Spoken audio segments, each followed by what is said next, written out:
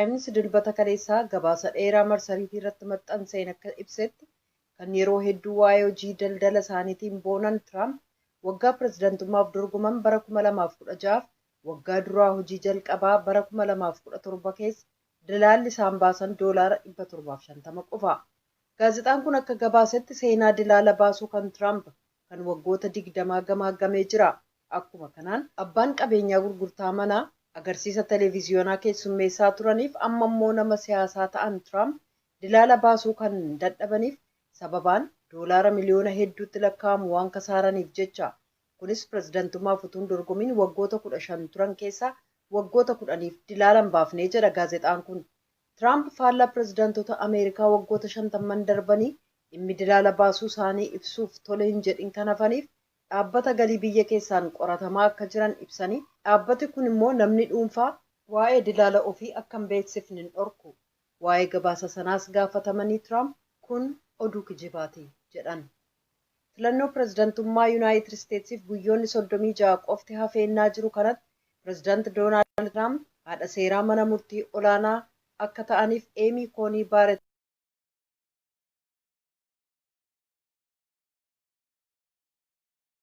ta'an Joo Baayiden senataroonni Rippaabilikaanotaa filannoo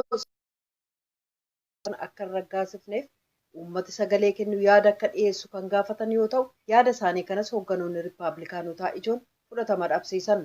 Torban kana haadha seeraa kan ta'an Eemii Koonii Baaret mirkaneeffamuu isaaniif dhuga ba'umsi taayitaa umrii guutuu kan mana murtii olaanaa utuun dhaga'amin dura hoogganoota senataroota Yuunaayitid Isteets waliin wal arguuf jiru.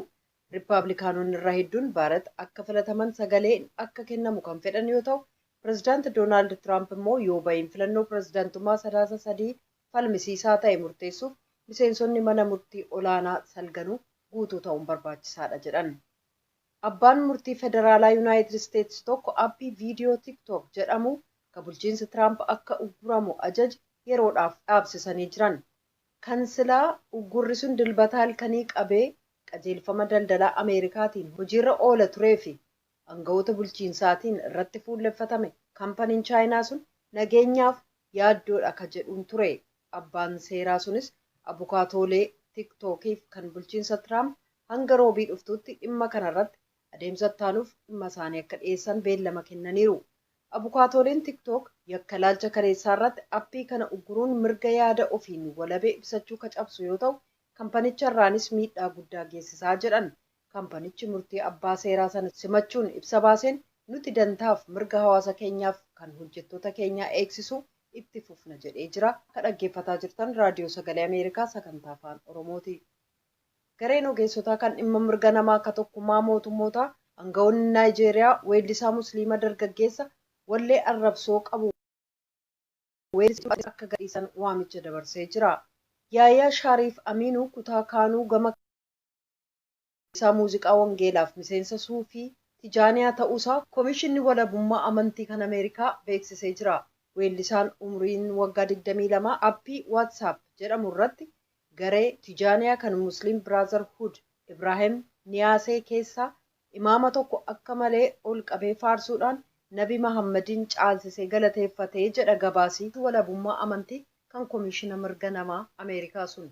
Ogeessonni dhimma mirga namaa addaa kan tokkummaa mootummootaa akka jedhanitti namoonni siyaasaa naannoo sanaa akka hin ajjeefamu erga gaafatanii bitootessa 4 booda jamaan itti bahee mana maatii Shaariif Aminuu guban.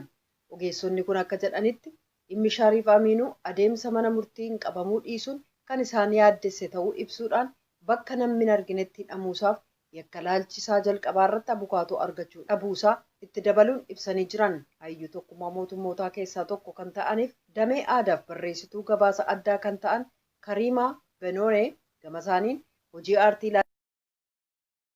laalchisaan adabi du'aatti muramuun seera mirga namaa kan sadarkaa addunyaa akkasumas heera Naayijeeriyaa kan cabsudha jedhan. Hayyoonni kun murtiin Shariif Aminuu irratti murame akka haqamu akkasumas aangawoonni Naayijeeriyaa innaanni oliyyannoo dhiyeeffatu nageenya isaa akkasumas adeemsa seeraa jiruuf wabiin akka jiraatu waamicha dabarsaniiru. Xumura irratti oduu ispoortii. Jeemii Verdii goolii 3 keessa buufate. James Madisonii fi Yorii Tielemans ammoo tokko irra buusaniif 5 hin taane yataate. Dorgommii kubbaa miilaa kilaboota Ingiliiz takalee irratti Leicester Cityin walumirra marsiteetiin ijoollee Manchester City itti qarqabde itti makkalte goolii 5 itti faatee galchite. Leicester City durii jabeenya akkana kanaan hin beekan taatullee amalii dorgommii kubbaa miilaa kanumaan baanan kan tanuun.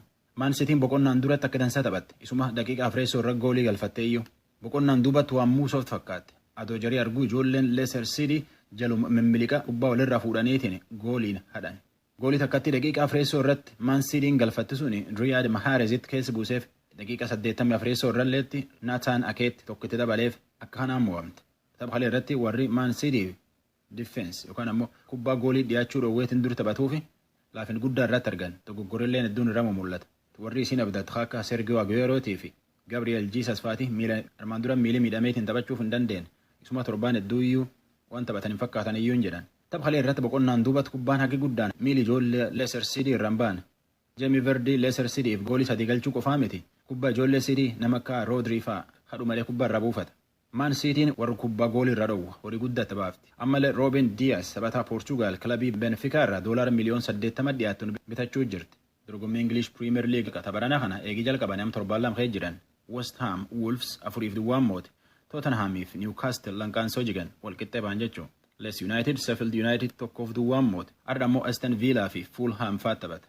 Liverpool fi Arsenal illeen warra taphatu keessa tokko. Maratoonii London tapharanaa onkololeessa 4 jalqaban guyyaa 4 duuba jalqaban koronaaf jedhanii addunyaan hedduu walanqattullee atileetota bebeekamoo addunyaa waan irraa oolan hin fakkaatan. Atileetota Itoophiyaatiif takeenyaallee dorgommii Paarisitti itti jira. Rihaa beekamtu. Nennatte moote. Serena Williams tan waliin dorgommii akkana guurdoo 24 moote jechuudha. Rafael Nadal, Dominic Thiem faatillee warra taphatu keessa tokko. Addunyaan ufuufuyyuu vaayirasii koronaatiif harkaa of hin qabdu. Dorgommii ispoortii tanallee televezyiinii irraa daawwatu. Oduun har'aaf qabnu kanuma. Biyya afaan Oromoo Naayil Saatiif meetirbaandii irra caqasuu jirtan. Abbaan alangaa addaa Federaal Itoophiyaatiif abbaan alangaa addaa Oromiyaa yakki jecha artist Hacaaluu Hundeessaatiitti aaneetiin dhufe qoranne findee jedhanii dhuma torbaan dabre irratti dubbatan. Nam 5,728 nama walitti buusuun himachuu jiranii jedha. Tsahaay Daamtoon nu erge. Dhimma kana ilaalchisuun abbaan alangee waliigalaa federaalaa fi naannoo Oromiyaa wal ta'uun sanbata darbe ibsa kennaniin itti aanaan abbaa alangee waliigalaa federaalaa obbo Fiqaaduu Tsaggaa ji'oottan darban qorannoo naannoo Oromiyaa keessatti taasifamaa ture irratti abbaan alangee waliigalaa federaalaa, poolisiin federaalaa, abbaan alangee waliigalaa naannoo Oromiyaa fi poolisiin Oromiyaa waloodhaan hojjechaa turuu ibsaniiru. Qorannoo gaggeeffameenis namoonni 5,728 ta'an galmee 488 himanni irratti banameeraa jedhan. Obbo Hussein Osmaan hoogganaa waajjira abbaa alangee naannoo Oromiyaati. Dhimma galmee himanni ittiin baname kana akkana jechuun ibsaniiru. Namoonni 5,728 qorannoo kanaan adda ba'anii akka himataman taasifamanii jiru. Kana keessaa namni 2,351 aangoo naannooti. Aangoo naannoo jennu aangoo mana murtii olaanaa ta'uu danda'a, aangoo aanaa ta'uu danda'a. Inni kun adda baheetiin jira. Baay'een yakki yookiin shakkamtoonni addaan ba'anii sadarkaa naannootitti halaalaman jedhamuun kun qabeenya dhoksuudhaan hannaan ajjeechas ka maalummaa irratti hin xiyyeeffatin yookiin sabaaf saba jidduutti hin ta'in sadarkaan aangoo naannoo ta'eetiin as keessatti hammatama jechuudha. Kan kanarraa hafe 3,377 abbaa alangaa federaalaatiin akka himatu kan taasifame kun sabaaf sablammii jidduutti jeequmsa uumameen amantiidhaan kan walitti bu'e akkasumas hambaalee biyyoolessaa kan akka siidaa Harar keessatti manca'eessan namoonni 63 isa kanaan ka'ee himatamanidha. Akka ibsa waloo waajjira abbaa alangee waliigalaa federaalaa fi naannoo Oromiyaatti bal'inni bakka yakki itti dalagamee baay'inni namoota qooda irratti fudhatanii qorannoo gaggeeffamaa ture akka ariitiidhaan hin taasifamneef danqaa ta'eeraa jedhani. Obbo Hussein adeemsa hanga yoonaatti tureen bakkeewwan tokko tokkotti galmeen murtee argatanis jiru jechuun ibsaniiru. Iddoo abbaa alangaa federaalaatiif poolisii federaalaa waliin hin qoratin jira. Fakkeenyaaf akka Shawaa Lixaa magaalaa Amboo naannoo Finfinnee godina adda naannoo Finfinnee keessatti kanuma walqabate shakkooleen sassalphaan hojjetaman jiru. Inni kun laallamee kan murtaa'es jira. Haga ammaatitti akka sadarkaa naannootitti namoonni 187 ta'an taatee kanaa walqabatee murtiin kennamee jira. galmeelee amma 374 sadarkaa naannootitti laallamaa jira jennu kana baay'een isaanii sadarkaa irratti keessattuyyuu himatamtoonni mana murtiititti dhiyaataniitiin ragaan dhaga'amee karagaa ittisaa irra ga'ee jira. San bira dabramee murtiidhaafis kan qormaataa fi buleetu jira. Kanaaf hojiin naannoo kanatti hojjetamaa jiru tokko hojii qindoominaan hojjetame hojii waliin hojjetamedha. Ammas kun ittuma fufa. Haga dhimmoonni kun murtii argatanitti abbaan alangaa federaalaatiif abbaan alangaa naannoo akkasumas qaamni poolisii naannootis ta'e ka federaalaa addaan hin bahu haga dhimmi kun murtii tokko argatutti. Wal deeggaruun dirqama waan ta'eef wal gargaaruun dirqama waan ta'eef sanii ol dubbiin kun dafee akka murtii argatu barbaanna. Galmee 114 abbaa alangaa waliigalaa federaalaatiin kan himanni isaanii baname yoo ta'u galmeen 374 immoo abbaa alangaa naannoo Oromiyaatiin akka himanni baname kan ibsan itti aanaan abbaa alangaa waliigalaa federaalaa obbo Fiqaaduu Tsaggaa namoonni 63 ammoo addatti naannoo Harariitti akka himanni isaan irratti baname ibsaniiru. 63 ተከሳሾች በሐረሪ ብሔራዊ ክልላዊ መንግስት ሐረር ከተማ ወንጀል የፈጸሙ ሰዎች ናቸው።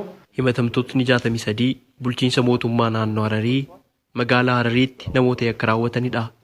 Isaan addatti kan himatamani. Akkuma beekamu siidaan lama diigamee jira. Labsii shororkeessummaa keewwata 1176 hambaawwan keenya irratti siidaa dabalatee jechuudha yakka raawwatamu gocha shororkaa godhee kaa'a. Kanaaf himatamtoota 63 irratti himati banamee jira. Gama biraatiin qaamoleen yakka raawwatame keessatti hirmaannaan isaanii xiqqaatee torbee kanarraa eegalee mirga wabiin akka gadi lakkifaman obbo Fiqaaduun ibsaniiru. Obbo Fiqaaduun itti dabaluudhaan shakkamtoonni galmee obbo Jawaar Siraaj Mohammadii fi Iskindir Naggaa jalatti jiran himanni irratti banamee dhimmi isaanii mana murtiitiin hordofamaa jiru ibsanii jiru. Ajjeechaa artista Haacaaluu Hundeessaa booda hookara naannoo Oromiyaa keessatti mudateen lubbuun namoota 167 kan darbe yoo ta'u namoonni 360 ammoo miidhaan qaamaa irra qaqqabuun ibsameera. Qabeenyi birrii biiliyoona 4 ol ta'us barbadaa'eera jechuun abbaan alangaa waliigalaa federaalaa fi naannoo Oromiyaa ibsaniiru. Gabaasa raadiyoo sagalee Ameerikaatiif Tsaahee Daamtoo Finfinneerra.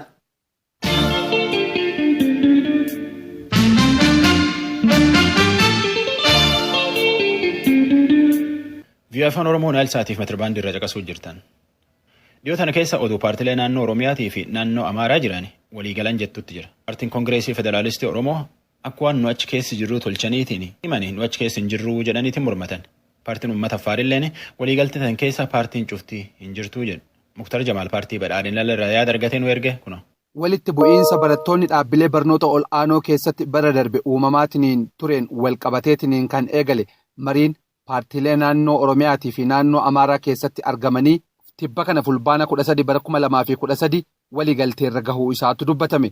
Waliigaltee qabxii 10 of keessaa qabu kanaan uummanni biyyattii naannolee lamaan keessayyuu argamu nagahaaf tasgabbiidhaan akka jiraatuu fi mirgisaa hanga eegamurraa kaaseetiniin hanga heera biyyattii fooyyeessuutitti waliigaltee irra ga'amuu isaa waliigalteen kunillee qabxiilee siyaasaa waliin itti amanan irratti akka ta'etu dubbatame. Dhaabbilee kurnan maqaan isaanii as keessatti eerame keessaa tokko Koongireesii Federaalistii Oromoo yoo ta'u Koongiresiin Federaalistii Oromoo ibsa baaseen bakka ani hin jirree fi waliigaltee kanarratti hin mallatteessin seeraan ala maqaan kiyya kaafame jechuudhaan qeeqeetiniin jira. Dura ta'an Koongiresii Federaalistii Oromoo Profeesar Mararaa Guddinaa Raadiyoo Sagalee Ameerikaatiif akka himanitti inumayyuu akka waltajjii kanarratti hin hirmaanne dursinee qindeessitootaaf beeksifnee turre jedhu. Immoo rakkata tokko Afrikaa Ikonomik Komishinii jedhamutti erganneesse asitti waan karaa nuti deemnu waliigaltee nuti yaalu waan balleessu waan baay'ee keessa jaagalame akka amma jiru kanatti wajjinitti fufuun akka hin barbaachifne itti himaan ture warra walitti nu fidutti itti himaan ture mallattoonis akka nuti mallatteessuu fedhiin qabnes itti himeera isa kanasumatti dhaabanii yoo danda'ame akka biyyaatti ol guddisanii itti fufaa wayyasa jedhu sanas gorseen ture. Isin waltajjii dheengaddaa gamaa gamanaa akkasumatti ammoo dhaabni badhaadhinaa itti dabalameetiin walii mallatteesse jedhamu irratti hin argamnes hin mallatteessines jechuudha. Hin argamnes hin mallatteessines sanuma durayyuu deddeebi'ee warra walitti nu fidutti himaan ture. Nuti kana keessa qooda fudhachuun akka nu rakkisu akka deemaa jiruttis immoo karaa irraa goruunis akka jiru maqaa saba Oromootiifis maqaa saba Amaaraatiifis mallatteessuun akka rakkoo ta'e dhaabne irraa qooda fudhannu mallatteessuu hin dandeenyu jedhee jala muree deemeeraa jechuu kooti. Gama biraatiin ammoo rakkoon Itoophiyaa rakkoo haqaati malee waliigaltee dhimma Oromaaraa qaccee tokko qabataniitiin deemuu qofa miti.